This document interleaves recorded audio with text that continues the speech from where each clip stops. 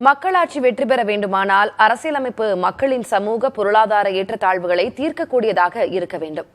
இப்படி பல்வேறு சிந்தனைகளை விதைத்தவர் டாக்டர் அம்பேத்கர்.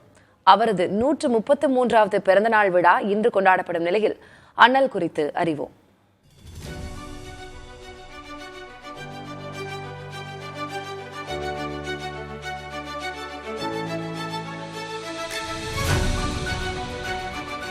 சட்டமேதை டாக்டர் அம்பேத்கர். பெயருக்கு முன்னால் உள்ள பட்டங்கள் அவருக்கு எளிதில் கிடைத்துவிடவில்லை. அதற்கு பின்னால் பல்வேறு அவமானங்களும் அடக்குமுறைகளும் அவற்றுக்கு எதிரான போராட்டங்களும் ஏராளம். சாதிய கொடுமைகளை எதிர்க்க தெற்கே உதித்த பகுத்தறிவு பகலவன் பெரியார் என்றால் வடக்கே உதித்த சமத்துவ சூரியன் அம்பேத்கர். 1891ஆம் ஆண்டு இதே நாளில் பிறந்தவர் பாபா சாஹேப் அம்பேத்கர்.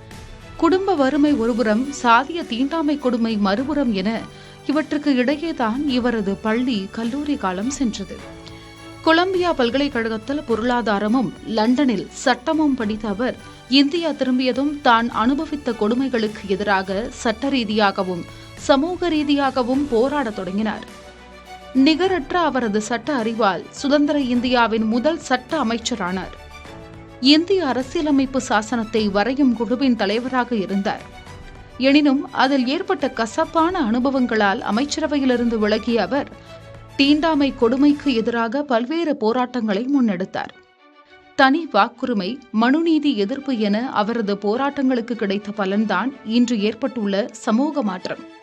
இந்திய தேசத்தின் கொடிய நோயாக இருந்த தீண்டாமையை வேரோடு அழித்தொழிப்பதற்காக தம் வாழ்நாளில் இறுதியில் புத்த மதத்தை தழுவினார். தமது இறுதி மூச்சு வரை பட்டியலின மக்களின் உரிமைக்காக போராடிய அம்பேத்கரின் பிறந்த நாள் தமிழ்நாட்டில் சமத்துவ நாளாக கொண்டாடப்படுகிறது.